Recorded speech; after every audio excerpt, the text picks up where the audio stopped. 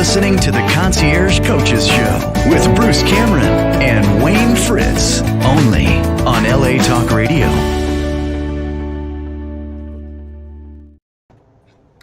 Hello, everybody, and welcome to another exciting episode of the Concierge Coaches Show here on LA Talk Radio. I'm Bruce Cameron, along with Wayne Fritz, and we have a special guest with us today. But we have Anthony. Yay. How you doing? Our second time on the show. Yes, sir. Anthony Barocas is with us today, and he's going to share with us some of his, I want to say expertise. I know but certainly he is very knowledgeable in the area of radio communications. He's also a video. Would you say you're a video engineer as well, or how would you say your other? I'm a multi-camera live streaming producer. Multi-camera live streaming producer. So definitely we'll give our viewers ways that they can connect with Anthony and see some of his work at the end of the show. So I know he has some very active YouTube sites and all that. But we're going to talk about radio communications. And Wayne, are you ready? I'm just like lunch meat. I'm always ready. I loved it. I'll tell you, Anthony was awesome last time, so I'm looking forward to this. Well, I appreciate the compliments. So Anthony and I are both licensed amateur operators with the FCC. We're both general class operators. We have our FCC issued call sign. And so one of the aspects of the hobby that we enjoy is through amateur radio or quote ham radio. And that's kind of that's a fairly large segment of frequencies that he and I both partake in. But there's other types of communication and other types of radios that are used in everyday situations. They're also used in emergency situations that you don't have to have a license. You don't need to take a test with the FCC. You don't necessarily have to mail the FCC the $35 that we mailed for our GMRS license, right? So there's another license for. Or you might need to, or you might need to mail them more. Yeah. So. And so that's what we want to talk about is some of those other modes of communication. And where's my cell phone? Oh yeah, I'm using my cell phone for this. So I was going to talk about Zello. So Anthony, I guess go ahead and start us off, and I'll kind of follow your direction on. You want to go into emergency preparedness? You want to go into MERS or whatever? Wayne, you have a question? Something? Yeah. First of all, something that hit me. I mean, I hear about ham radio, and I've known about it all of my life. But what is ham an acronym? No, it's just a weird shorthand that came around, I guess, in 1930s or so. Okay. It's amateur radio. All that basically means in amateur radio, you can't get paid for doing radio, as opposed to professionals who, they might be communication engineers. They might have a business, and if you're using radio for your business where you're making money. So if you dispatch trucks to pick up trash or whatever, you're using radio for commercial purposes. Whereas amateurs, the amateur basically means we can't use the radio to make money. But what we do is we use amateur radio for to assist with communications. Like this past weekend in Plano, Texas was the balloon festival. So we had 55 different balloons, and we're not the only people there with radios, but everybody who has radios are all specifically targeted to their own. So the fire department was talking with the fire department, and the ambulance, and the medic teams were in communication with the medic teams and things like that. And the police, they had their own band. So, if they've got something to take care of, they're not on the fire band and everybody has to take turns. They each have their own set of frequencies and protocols. And then the pilots also had their own radios so they could communicate amongst each other, which is important when they go in the air. They can communicate, let me go above, let me go below, or something like that. And then I was part of a volunteer group, and what we did was we just sort of did we watched the field, and we just sort of made sure that nobody was getting hurt. There was somebody that actually did step on a fire ant mound and got bit, and he was allergic. So, we needed to get him, taken away, taken care of and everything. But that's really what we're doing is we're this, another layer of communication, because the field in between the balloons was not spread through with police or fire. They were stationed off to the side to be deployed when needed. It was just, an open event for the public, and we were just, a presence on the field where, should anything happen, we would be the first eyes to see it. Then we could radio in, and then, EMTs could come out or something like that. Okay. Cool. What radio did they have you? Did you have your HT? What bandwidth, and where were you? For this one, we actually had, I think, 4 different setups. We had a local frequency on VHF, which is the 100 megahertz area, and that was for our field communications. On Saturday morning, when they launched, some of them stayed on the ground, and they had a static display, so it was combination. The ones that launched went to what we have as a repeater. So it's something way up high in the air, and if you can hit the repeater repeats your signal with a much stronger amount of power to everyone else. So if you can hit it from your car chasing a balloon, that's what they were. They were the balloon chasers, just to make sure everything was safe. He's down, he's in a field, they've been recovered, they're all packed up. Just radioing back to where the balloon festival was being held, status information. Because this, should anything tragic happen, like somebody hit power lines or something like that, they're not going to be making the call because they're busy. And it's someone else who's being an observer that's going to be able to make the call and, relay information. So it was just an added layer, but they use a repeater frequency. Then should they go too far, we had a second repeater that we could go to. So we had 2 layers of repeaters, and then we had an alternate local channel if we needed it. Nice. Sounds cool. And that's just for our our local communications. I mean, ham radio spans a lot of frequencies, and you could be a ship at sea and be able to make contact inland using ham radio, but not with those local frequencies, only with the HF frequencies, or what they call high frequencies. Not very high and not ultra high, just high frequencies. Okay. Like a great example of, go ahead. I think Bruce got kicked off, but go ahead. This is really interesting. So let me stop and ask you a question again. So a ship could be at sea with a ham radio. Yes. How can that connect? I mean, is there a repeater out somewhere, or Well, yeah. It uses different frequencies, and different frequencies have different properties. Like if you're local within, city limits and things like that, VHF and UHF are great frequencies in the 100 megahertz and 400 megahertz. That's the size of the band.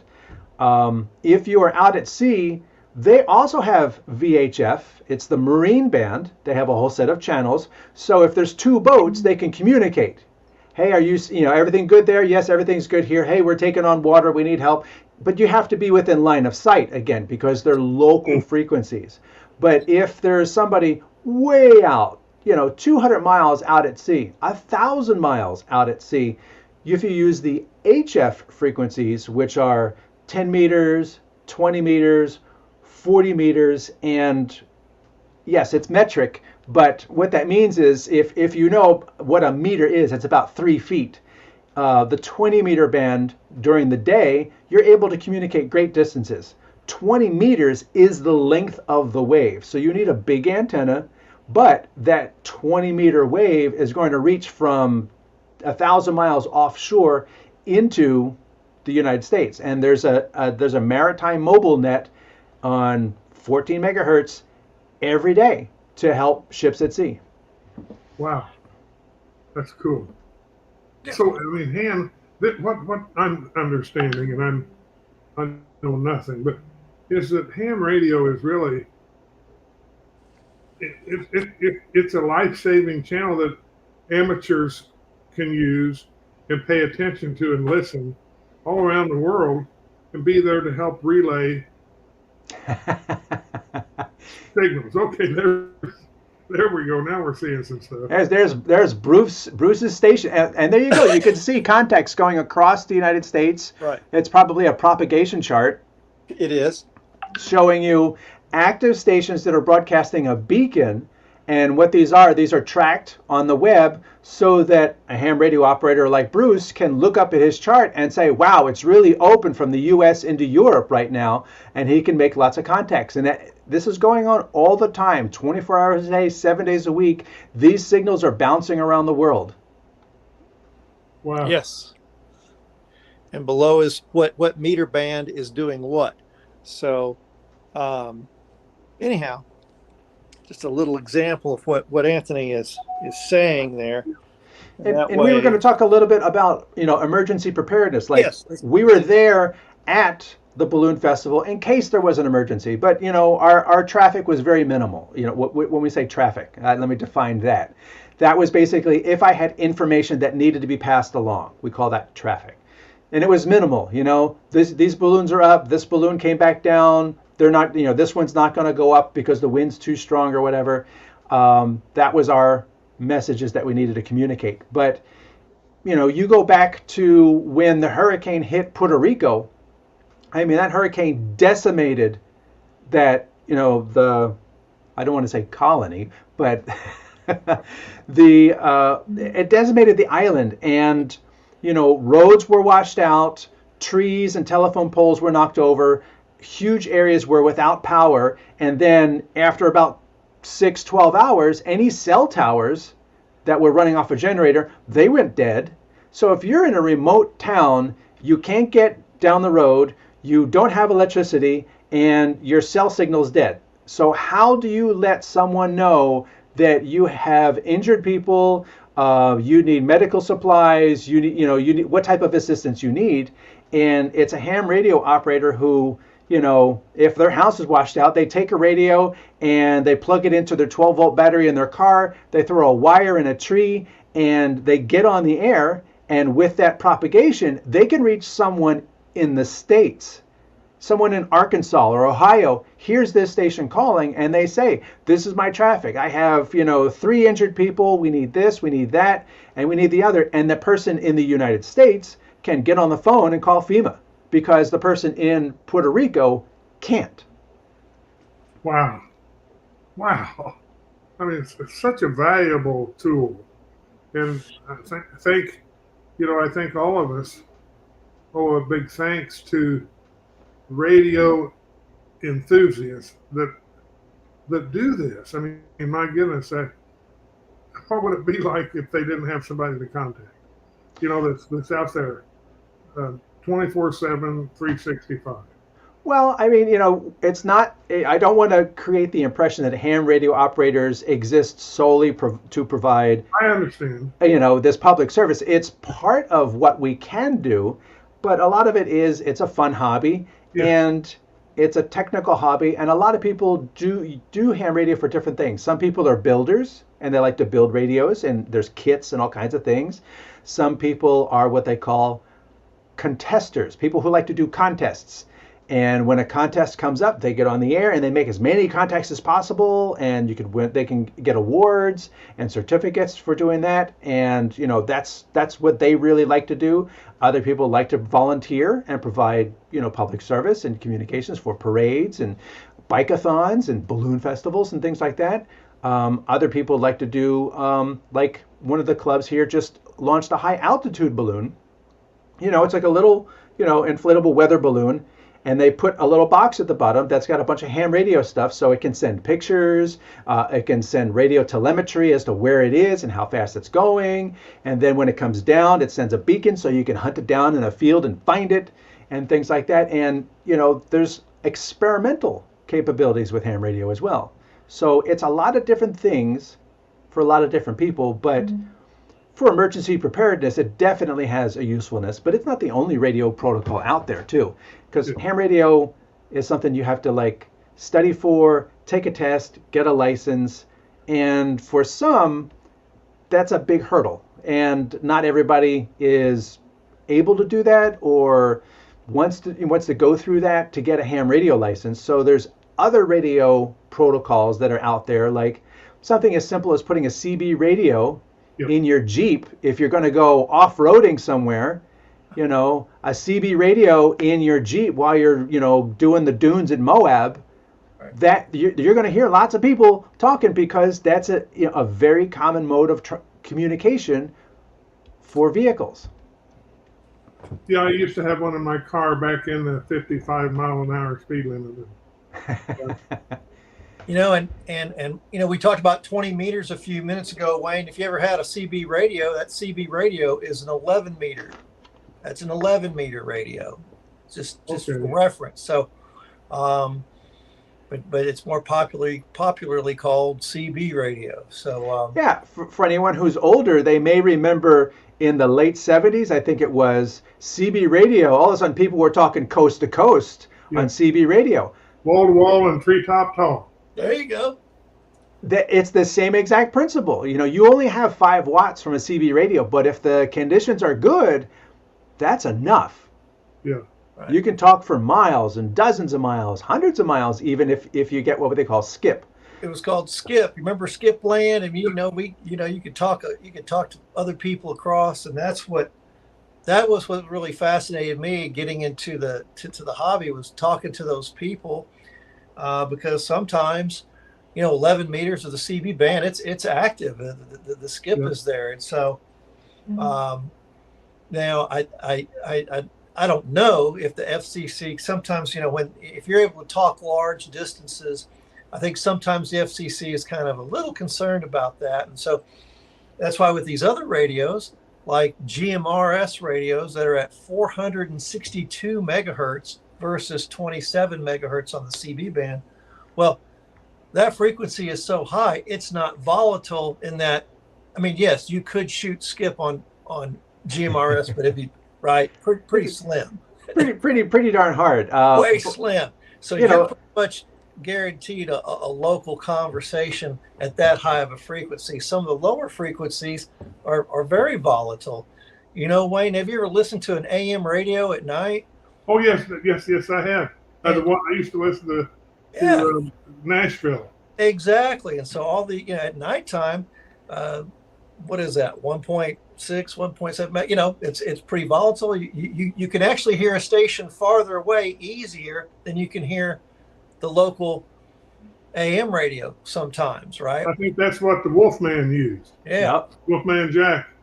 So anyway, so that's, and then the ham operators have 160 meters, which is just a little bit outside, right? It's just a little bit outside the AM carrier there, only by 100.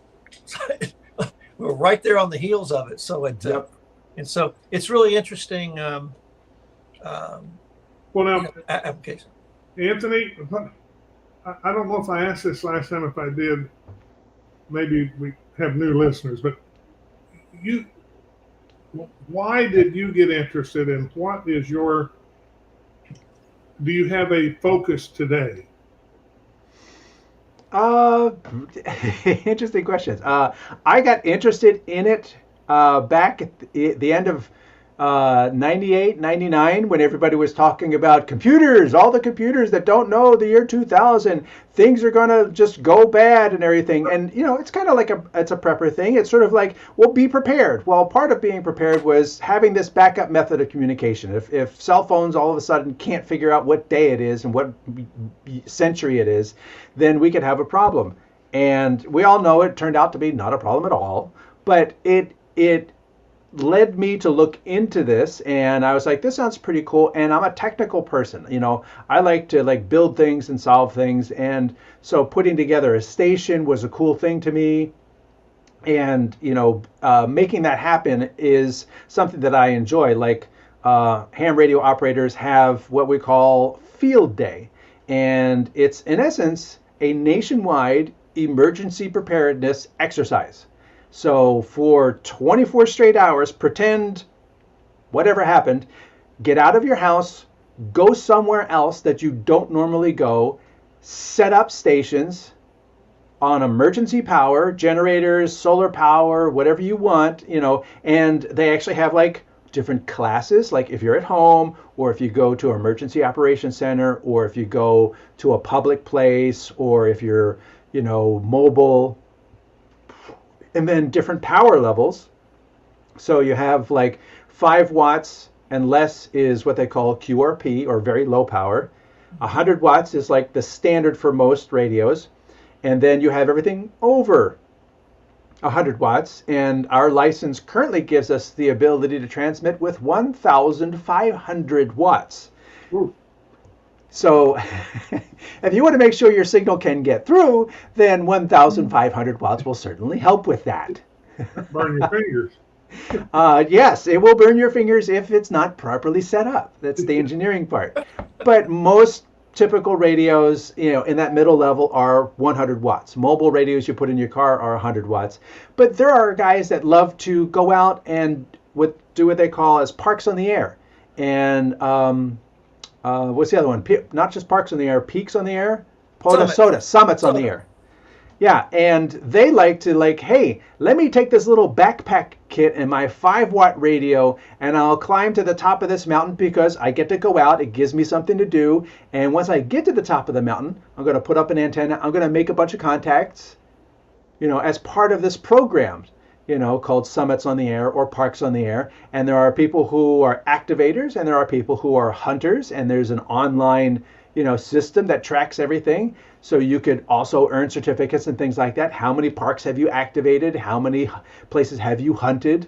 And I've done that as well. I went to Hawaii. I brought a little bag about this big and it had a 5-watt radio. And I would drive along the road and stop at a park because Hawaii has lots of national parks. Yes.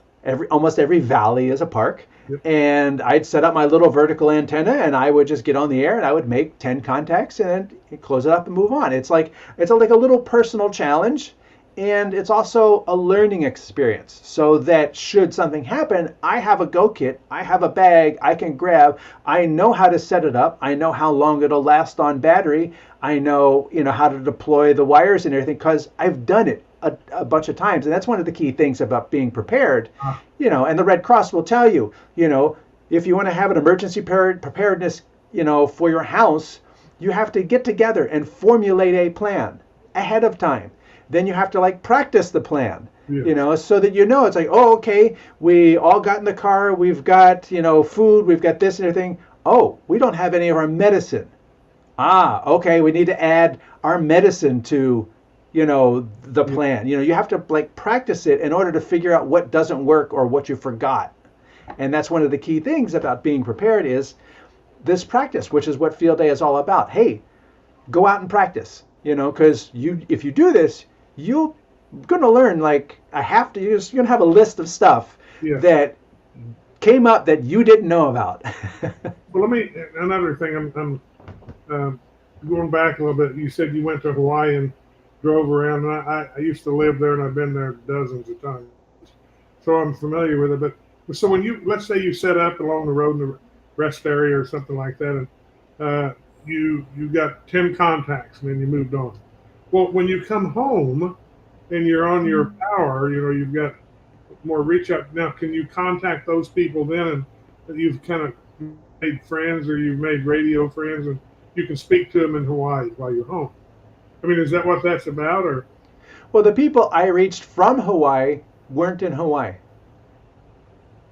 Okay, I got you. Well, that's. See, I'm glad I asked that question. Okay. And Anthony, wasn't your dad involved in radio too? Yeah, my dad lived up in Alaska, and he lived 50 miles north of Fairbanks in a tiny little bush cabin, which had generator for power for a couple hours a day, and he recharged his little 12-volt battery banks, his golf cart batteries, so that during the day, if he wanted to listen to the radio, he had that. If he needed to turn on a light bulb, because when it's winter in Alaska, it's winter all day. Yeah. And it's nighttime all day. And so you're using the light bulb from the morning to the night, but you only charge them up at night. And then he might, watch a DVD or two while the batteries are charging. And he had his amateur radio station, and every day he would check in so that to local nets up in in Alaska, so that, people would know, hey, I haven't heard from Pete in a couple of days. Can somebody run up and check on him and things like that? So it's a good safety net, especially when you're remote. Or if something did happen, you could, fight at the next thing and say, hey, listen, we've got a situation up here, not feeling great. Can somebody, come up and get me or something like that? Exactly. So, that's the thing is that it's just real fun for me to see what we can do. Obviously, the other thing I want to say about Anthony is that he's invested in the hobby. He has a leadership role in an amateur radio club in North Texas, very prestigious amateur radio club. He's a very high-ranking officer, and lately, Anthony has really taken up the mantle to kind of spread awareness about ham radio to different folks in the community, in different walks of life, stations of life, kids, like I said, these balloon race, emergency preparedness. And so I'm doing my part to help in some small, minuscule way with that, because I think it's a fun hobby. And I don't, there's a lot of youth that are interested in digital and FT8. Awesome. You want to talk about FT8 and FT4 a little bit? Me? I'm not an FT person. I'm not either. We have that in common. But I can talk a little bit about it. But one of the key things with like ham radio is there's a lot of different things to appeal to a lot of different people. Like I can actually do amateur radio on my phone, because there's a lot of local repeaters. We talked about the repeaters are being local. So there's a repeater here in Plano, Texas, that I can reach with an app because it's connected to the internet.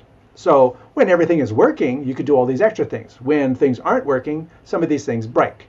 But when the internet is working, you can use this app called EchoLink and input your license. It gets verified. You get an account, and then I can use EchoLink to talk to local repeaters around the world. I can key up a local repeater in Tokyo if I wanted to. I can key up a local repeater in Berlin. I've heard somebody talking on our repeater in Plano, Texas with this really thick accent, and it's someone from Australia keying up our repeater and talking to people. And that's one of the cool things you can do. And it certainly doesn't take a large investment in money. Yes, some gear costs money. If you're going to buy that $1,500 1500 watt amp, yeah, it's going to cost some money.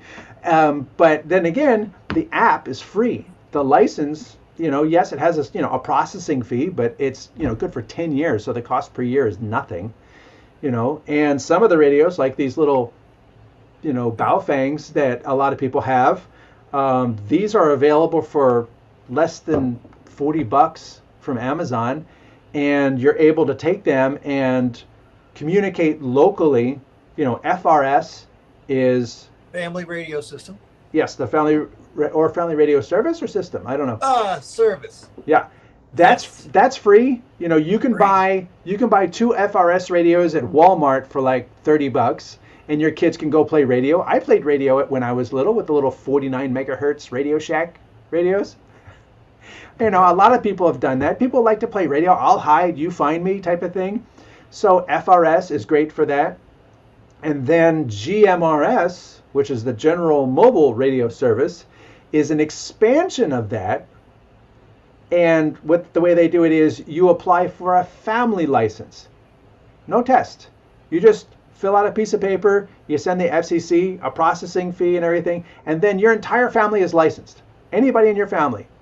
Your wife, your kids, you're all licensed. You all can use it when you go out camping. Hey, hey, you guys want to go for a walk? Here, take this. Just stay on frequency, and if you need me, shout. Cool. Something as simple as that, because you could be camping at a place where the cell service is not so great. Hills, trees, terrain make it spotty, whereas, a little radio like this makes it a lot easier just to stay in communication locally. And then you step up from that, you can get a mobile radio, like these are like 5 watts or 7 watts, and then you can put one in your car that's got 50 watts. Kids are going to hear that one when you tell them to come in. Yes. So as Bruce was just telling, you've become more active in the ham radio for your community, and you have a leadership role. So we are honored today to have the illustrious potentate, the Grand Poobah, Yeah. the illustrious potentate of the radio world Yes. in the Metroplex. I love it. Yeah.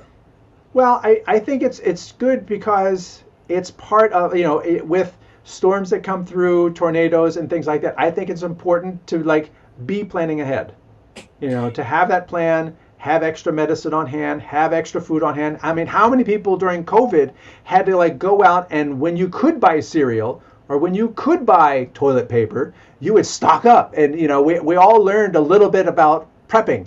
All the preppers are like, I told you, and everybody else is like, oh my goodness, they have cereal this week. Let's buy 5 boxes, Exactly.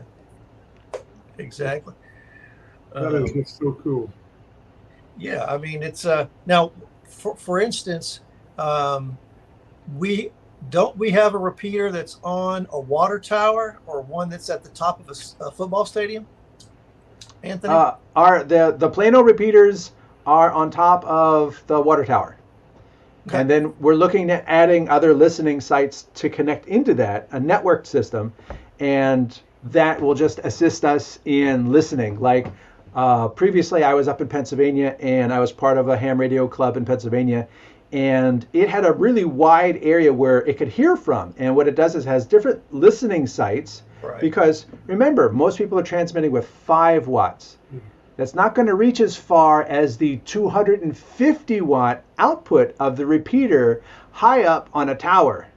Me, I'm standing on the street or in between buildings with this little radio. So they needed to add little what they called listening sites around the area that would all come back to that central repeater that would repeat it back out.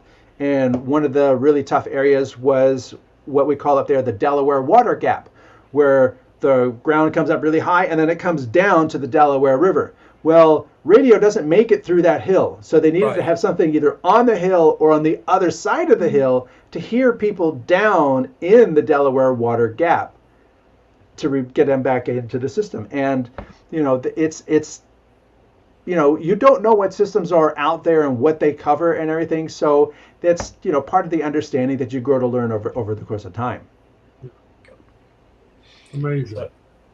It's just amazing. So, and do you have a recruiting plan as your clubs? You meet, you have organizations, and do you have a recruiting plan that brings young people in, or old people, or any people? We're as Bruce says, we're always trying to do a little bit of outreach, but because we're all volunteers, we all have day jobs, and we're all busy with things. Sometimes it isn't as high a priority in various people's lives as the club. Nobody works for the club. The club is all volunteer. It's all whatever available time you have. So when people have time, they do outreach. Like Sean, one of our board members, he went to an event and set up a table and showed people and had gave people an opportunity to operate. Field day is encouraged to be out in public so that people can see it. And one year we were at one of the Plano playgrounds that had a frisbee golf. So people all day long, golfers were coming through and like, well, what's that? What are you guys doing here? And everything, because it was something they don't normally encounter. So finding ways to be in front of people is something that we're looking at improving over the course of time, because there are so many different ways to communicate, but as we found out with Puerto Rico and with September 11th, when the system is pushed, there's not a lot of overhead there. We know our telephone system And our cell phone system is only designed for like 20 to 30% of capacity. When an emergency happens and everybody gets on the phone, there's not enough circuits there to complete all those calls. So that's another thing that, to take into consideration, that a phone call could be really hard to make. And it really needs both ends to be there and everything to be there all the way through, which during an emergency might not be the case. But if you send a text message, it leaves my phone and goes into the system, and then it gets routed to wherever that person is. But if the person's phone is off, or ran out of power, or the cell tower is down, it's going to sit in the system. Yeah. And wait. So an hour later, when their phone is charged back up, or they're in another space where they have access to a tower, and we've all done that. We're driving, or we had our phone off, ran out of power, and we turn it back on. All of a sudden, it's like ding, ding, ding, ding. All these things that were sitting in the system are then delivered. So that is a great protocol for, in an emergency, don't call, send a message, because it's more likely to get through. And if it can't get through now, it might get through later. Okay. I know. If only people would have realized that back in 2000 or 2001, a lot more messages could have gone through. So, well, I think a lot of we didn't realize how low the capacity was for these systems. Secondly, the towers falling themselves took out some of the capacity, and lastly, we learned from experience. It took that incident to make us realize that, it's not possible for all of us to make a call. It's like we all don't have the ability to have a clean path through the system. It's like rush hour traffic. Everybody gets on the road, nobody gets anywhere fast. Yeah, like driving in Puerto Rico. That is good. So, Wayne, what other questions do you might Well, I'll have? tell you what, I'm sorry that I keep asking these questions. No, that's great. It's I just think so interesting, and I'm the one that's outside, so of course I'm curious, and there's so many questions. But I can just see, that it would actually. There's so many uses for this for young people today. I mean, when you hear about, the crime, the fear, of being out, young ladies around college campuses. I can see a lot of value in this versus even the cell phone. For safety, for an example. Right.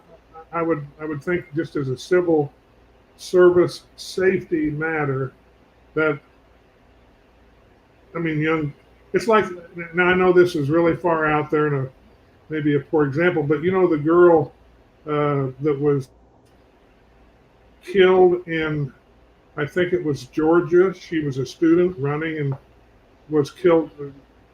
The guy charged with it, the main suspect was a wild, crazy gang guy from another country that got in here. Well, just like you said, Dad tells the kids, he said, go out and take a walk. If you need anything, call me. Well, they could have that little radio, and it may have made a difference. I don't know, but I'm just talking that safety because their cell phones certainly did. Right. But this is like it's just another safety feature for a lot of people. These mothers that disappear when they're jogging or when they're out for a hike. It's, I don't know, just. There's definitely an opportunity there for that, because a lot of us are familiar with like different communities setting up a town watch or something like that. There's nothing stopping a college community or a university from setting up a listening channel, because they already have security on site at there, but the security can't be everywhere, down every back alley and everything. Right. And for them to say, hey, listen, we're going to set up a GMRS radio and we're going to listen on this channel. If you want, you can buy yourself a little radio like this, and someone is always in the base station, someone is always listening, and if you are somewhere and you don't feel safe, maybe making it to the little blue stand is too far, or you don't feel like that's a good idea to go, or you're not safe in a building, you could just call up and say, hey, listen, I am in this building. I'd like an escort. Yes, and we're talking a $40 radio versus a $1,500 cell phone. Exactly. I mean, it's just, I would just see programs, for colleges, like you said, Anthony, that it could be so valuable for the college to offer. Like you said, they have the security already. And it's something I don't know anything about. And I can assure you, if you ask 100 college girls about ham radio, 99.9 are not going to, they've never heard of it. They're going to say, what do you put on your ham, mustard or ketchup? And honestly, ham radio is not the only solution out there as well, because if, let's just take iPhones, for example, because a lot of the younger kids like their iPhones and they got the Apple Watch and everything.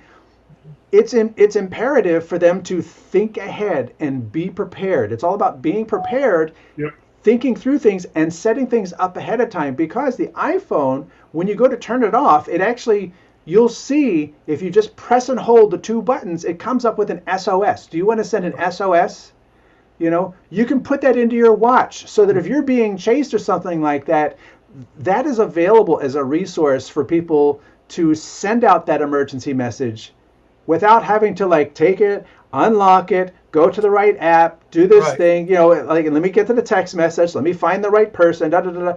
But you got to set that up ahead of time. You have to be prepared, think through your preparedness plan. Okay, who do I want this message to go to? What do I want this message to say? It's going to tack in your GPS and the time and everything else. And it's like, I remember when I was, working with my dad, there was a thing where on our watch we could, I think it was like Big Red Button or something like that. It was an app that you could call up with a button press on the watch, and then with a second button press, initiate a message. But then on the phone, you have to go in there and say, okay, who am I sending this text message to? What do I want it to say and everything? So that if you can't get to your phone, let's just say my dad is older. He's got his phone. It's sitting on the table. He went to go over to the sink to get a drink of water or something like that, and he trips. Being able to have that in his watch, the fall, I've fallen and I can't get up thing, technology enables us to build that to be convenient. Oh, I can still reach my watch. Yeah. I can send a thing. And it's even Apple has says they put fall detection in the watches. Yes. And I think for, seniors who are living alone and there's not people checking on them every day, that is something that, hey, if you're younger and you have older parents that are, living alone, set this up now and be prepared so that it's already there and waiting for when the moment happens and it executes automatically. Anthony, here, I know we're coming close to, Bruce is going to wind us up here, but let me just, I'm going to summarize what I got out of this. Every question that I've asked and when you've come and answered it and discussed it, it does come down to preparedness. Practice, drill, rehearse. Have a plan and then practice, drill, rehearse. And I am a senior. And I do live alone. My son was here for the weekend from New York. I took him to the airport this morning. And, I've shut my phone off every now and then just because it's been on too long. I don't know, just reboot it. But I do see that emergency SOS whenever I have an iPhone. So, it pops up when I'm starting my shutdown. Right. And all I've ever done is seen it. I didn't even know what the hell it was for. I mean, if you follow me, I don't know or have a plan or anything about that. And the main message you've given today, a lot of knowledge about the different bands you and Bruce have talked about. And Bruce sent me some links on some of the things I'm going to look at. But my message that I got from you, which I think to our listeners, you should take this as very valuable and start planning with your parents, with your kids, them with you, and then practice, drill, rehearse. And no matter what you're doing, that's what I got out of today. And Anthony, I can't thank you enough. I didn't come on the program today expecting this at all. I didn't. I was a CD guy in the 70s, and man, I had different radios and Breaker 19 and C.W. McCall, the Convoy, all those things. I'm a child of the 70s, so but prepared because there's more and more emergencies today. There's more and more things all of us need to be prepared for. Yeah, things happen, and you don't know if it's something that's going to be happening at a school. Somebody posted something, and then there's a lockdown and everything. So it's sort of like, just having communications between family too. And, one of the things, because I have kids and they always say, give your kids a passphrase, so that if somebody's impersonating you, oh, your parents sent me here to pick you up. Oh, yeah? How is the dog? Oh, you mean so, and you have to put checks and balances in place ahead of time. You have to and there's plenty of websites out there that can guide you through this. Plenty of YouTube channels and videos out there that talk through emergency preparedness. And I think it just takes being aware and, like you said, practice. Because you look at success in any field, in any sport, in business, success takes. Let's do the process. Let's refine the process. Let's go over it again. Let's go over it again. And then finding out where the problems are. Let's solve for that. And then until the process works very, very well and very smoothly. And that way we can sit there and say, then when we need it, it's going to do what we expect it to do. I think all of the Dallas Cowboys needed to be on this radio show today. Absolutely. Except the kicker. Kicker was awesome. Yo, that man like record. Well, folks, let's go ahead and wind her up for this. We got a few minutes left. Anthony, thanks for coming on the show. It's just been a pleasure. We didn't even scratch the surface of Zello, MERS. There's so much more we could do. We'll get you on here again. We'll talk some more stuff here. But what a great overview. Real quick before we go, how can our listeners and viewers connect with you, Anthony? Well, I do, like I said, I do live streaming production. So that my website is stream4us.us. If people are interested in learning about streaming, I have a new Stream Tech channel on YouTube. And if people are interested in ham radio, the American Radio Relay League, ARRL.org, is our central repository for information about ham radio. And I am, as he mentioned very very excessively, I am the vice president of the Plano Amateur Radio Club, which is k5prk.net. Awesome.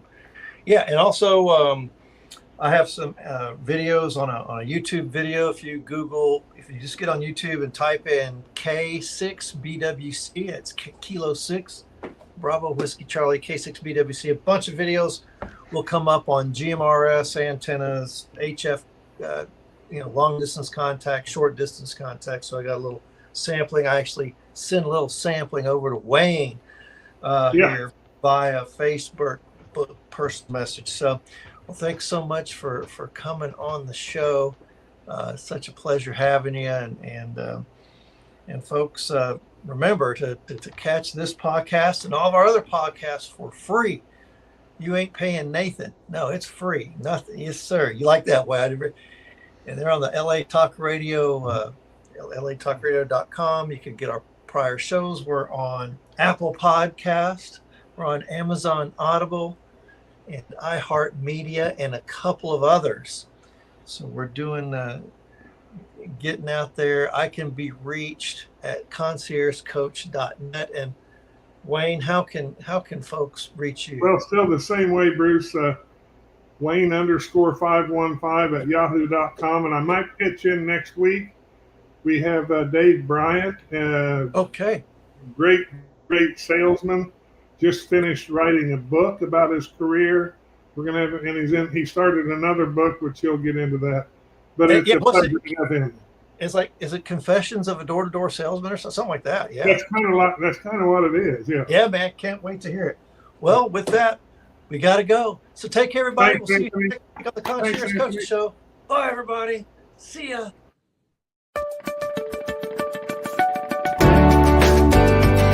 You're listening to the Concierge Coaches Show with Bruce Cameron and Wayne Fritz, only on LA Talk Radio.